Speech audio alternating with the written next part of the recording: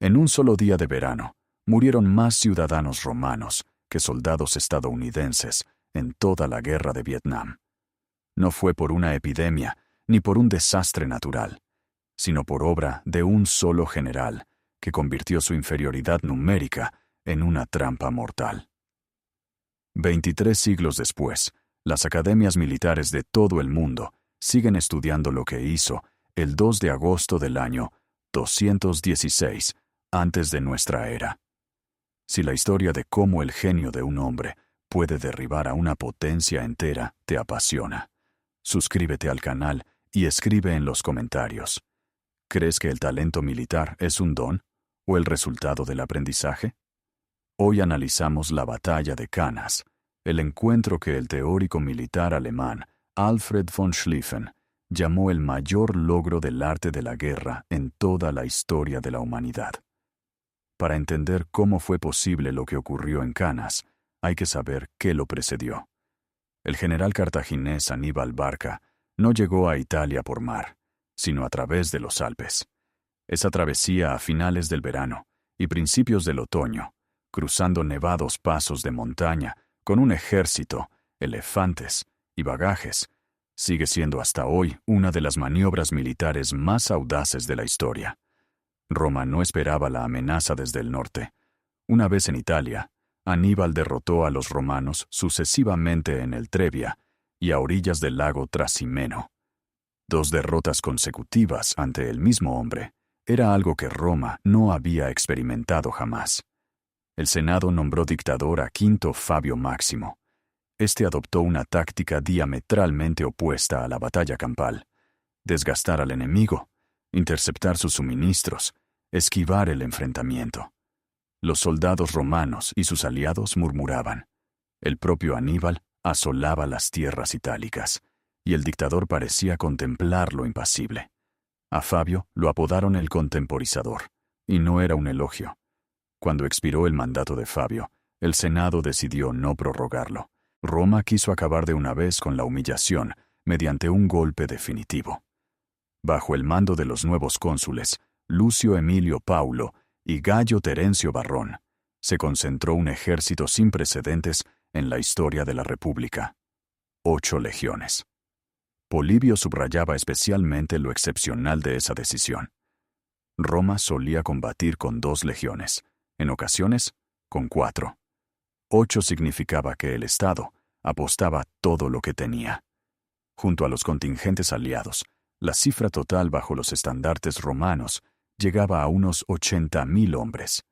En la primavera del año 216, Aníbal tomó Cannas, una pequeña ciudad de Apulia que servía de gran almacén de grano y provisiones para las tropas romanas.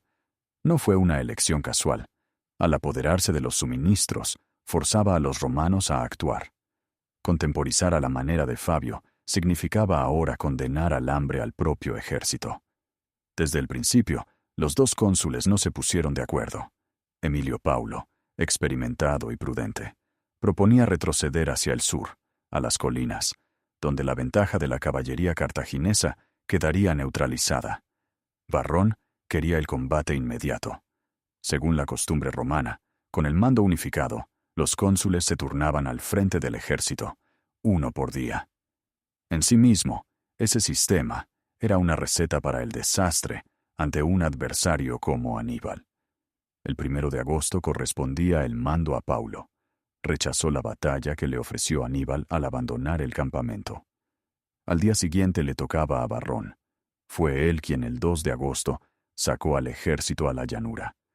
El ejército de Aníbal era inferior al romano en número, unos 40 o 50.000 hombres frente a casi 80.000. Pero era un ejército distinto en composición, y lo que importa aún más, distinto en espíritu. Era una fuerza formada por pueblos diversos, unidos por una sola cosa: la lealtad personal a su general. Africanos libios con armadura pesada, iberos con sus cortas y cortantes falcatas, galos casi sin protección, armados con largas espadas, infantería ligera de las Islas Baleares. Los honderos, cuya puntería era legendaria, llevaban 3 tipos de correas para lanzar proyectiles de plomo a distintas distancias, Caballería. En el ala derecha los númidas, que desconocían sillas y bridas, pero eran ágiles e inaprensibles. En el ala izquierda, la pesada caballería ibera y gala. Roma, en cambio, apostó por el número y la fuerza del golpe directo. La infantería fue desplegada con una densidad muy superior a la habitual. Las manípulas apretadas, las distancias reducidas, la formación profundizada. El plan de Varrón era sencillo. Esa masa de infantería simplemente rompería el centro de Aníbal. Así había logrado la infantería romana penetrar en el centro de Aníbal en el Trebia. Ahora debía repetirlo a mayor escala. Varrón sabía que Aníbal vencía con astucia y emboscadas. Por eso eligió una llanura abierta, donde no había dónde esconder reservas. El campo ante la ciudad de Canas le pareció precisamente el lugar donde la fuerza bruta impondría su ley sobre el ingenio. Se equivocó. Y ese error le costó a Roma más que cualquier derrota en su historia. Aníbal dispuso sus fuerzas, conociendo exactamente los puntos fuertes y débiles de cada parte. En el centro colocó a iberos y galos, adelantados en arco convexo hacia el enemigo. En los flancos, algo retrasada, situó la infantería pesada africana, armada al modo romano con armas tomadas a los vencidos en batallas anteriores. Él mismo tomó posición en el centro junto a su hermano Magón. El general sabía que su centro era más débil que el romano. Iberos y galos no resistirían la presión de 80.000 hombres en igualdad de condiciones, y Aníbal no tenía la menor intención de permitirlo. Su plan se basaba en que el centro retrocediera lentamente, pero sin huir, que cediera sin romperse. El arco convexo debía curvarse hacia adentro gradualmente, convirtiéndose en cóncavo, y los romanos, sintiendo que empujaban al enemigo, debían apretar cada vez más fuerte. Desde el inicio de la batalla, en los flancos, estallaron los combates de caballería.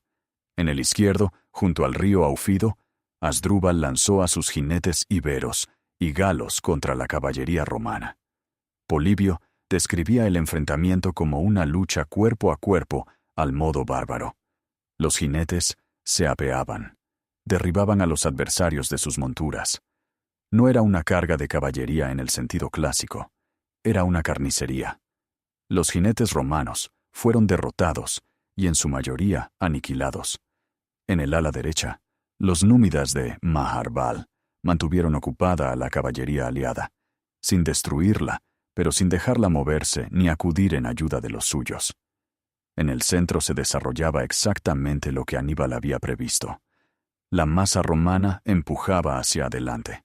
Iberos y galos retrocedían. Lentamente, combatiendo, paso a paso, pero retrocedían. El arco se curvaba hacia adentro. Los romanos aceleraban el paso, se apretaban, empujaban. Y fue entonces cuando comenzó a funcionar aquello que no advirtieron y que generaciones de historiadores militares estudiarían después. Cuanto más profundamente penetraba la infantería romana en el centro cartaginés, más se comprimía ella misma.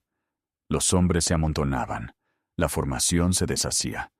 En algún momento los legionarios ya no podían alzar el brazo con la espada, tan apretados estaban unos contra otros. Mientras tanto, Asdrúbal, tras destrozar la caballería romana en el ala izquierda, no se entretuvo persiguiendo a los fugitivos. Hizo girar a sus jinetes y galopó a lo largo de toda la línea del frente hacia el ala derecha, donde los númidas aún mantenían entretenida a la caballería aliada.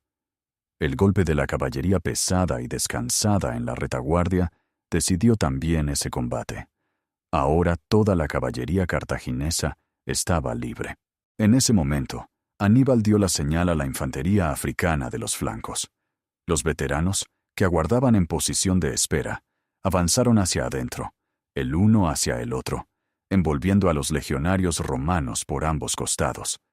Simultáneamente, la caballería golpeó por la retaguardia. El cerco se cerró.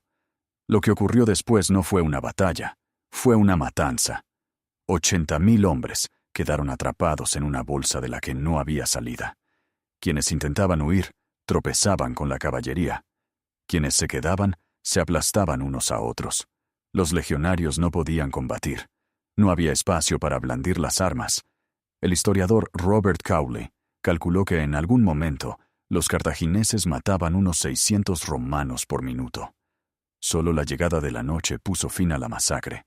Murieron entre 40 y 70.000 hombres, según la fuente. Entre los muertos estaban el cónsul Emilio Paulo, 2 cuestores, 29 tribunos militares y 80 senadores o personas con derecho a serlo. Parrón huyó con un puñado de jinetes. Solo sobrevivieron unos 14.000. Cartago perdió, según distintas estimaciones, entre 5 y 8.000 hombres. Aníbal recogió de los jinetes romanos caídos los anillos de oro, símbolo de pertenencia a los estamentos superiores. Se reunieron más de 200. Vaciados ante el Senado cartaginés, formaron un montón de 3 palmos y medio de altura. Era su informe de la jornada. Roma se sumió en el terror. El luto nacional se apoderó de la ciudad, pues no había familia que no hubiera perdido a alguien en Canas. En el foro se ofrecieron sacrificios humanos por primera vez en mucho tiempo. El tribuno militar Lucio Metelo quedó tan consternado que llegó a pedir el abandono de Roma para ponerse al servicio de reyes extranjeros. Por esa cobardía, se le obligó a jurar lealtad eterna a Roma. Los aliados comenzaron a desertar. Samnitas, lucanos, brucios, la mayoría de las ciudades griegas del sur de Italia. Todos decidieron que Roma había perdido. Siracusa se rebeló. El rey macedonio Filipo V se alió con Cartago. Al campamento de Aníbal llegaron embajadores del gobernante de Siracusa, Hierónimo.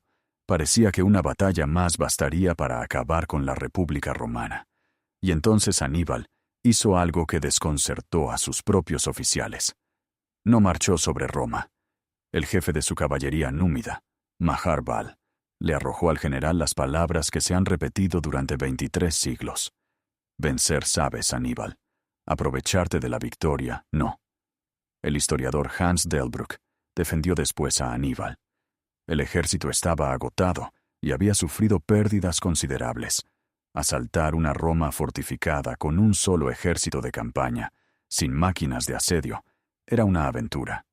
Alrededor de la ciudad quedaban guarniciones romanas, ejércitos en Hispania, en Sicilia, en Cerdeña. Aníbal no combatía para incendiar Roma. Quería obligarla a firmar la paz privándola de sus aliados y demostrando la inutilidad de la resistencia. Roma no aceptó las condiciones. El Senado prohibió pronunciar la palabra paz. El luto fue limitado a 30 días, y hasta a las mujeres se les prohibió llorar más tiempo. Se decretó la movilización total desde los 17 años. Se alistó a campesinos sin tierra y a esclavos voluntarios, que recibieron el nombre de bolones y la promesa de la libertad. Roma había perdido en Canas a una quinta parte de toda su población masculina, mayor de 17 años, y aún así no se doblegó. La estrategia de Aníbal no funcionó, no porque combatiera mal. En Canas hizo algo que nadie había hecho antes que él, y que solo unos pocos repetirían después. No funcionó porque se enfrentó a un Estado organizado de manera diferente a todo lo que había conocido hasta entonces. Roma no era una monarquía donde la huida del rey significaba el fin de la guerra. Era una república con un senado, una voluntad colectiva y una tradición que consideraba la derrota no como pretexto para negociar, sino como razón para redoblar el esfuerzo. Al final Aníbal fue llamado de vuelta a África y derrotado en Sama. Pero la batalla de Canas quedó en la historia para siempre, no como victoria de Cartago en la guerra, sino como modelo perfecto de pensamiento táctico. El mariscal alemán Schlieffen elaboró un plan de guerra en 2 frentes, al que llamó el principio de Canas: envolver, cercar, destruir. Ese plan fue la base de las operaciones alemanas en ambas guerras mundiales. 200 anillos de oro en el suelo del Senado cartaginés.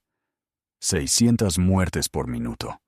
Un general que vio lo que nadie más veía, que la fuerza del enemigo podía convertirse en su propia trampa. Si este relato te ha atrapado, suscríbete al canal. Nos esperan muchas más historias de batallas que cambiaron el mundo. Y escribe en los comentarios: ¿por qué crees que Roma no se quebró tras Canas? ¿Fue la solidez institucional del Estado, el carácter de su pueblo, o simplemente la desesperación de gente que no tenía a dónde huir?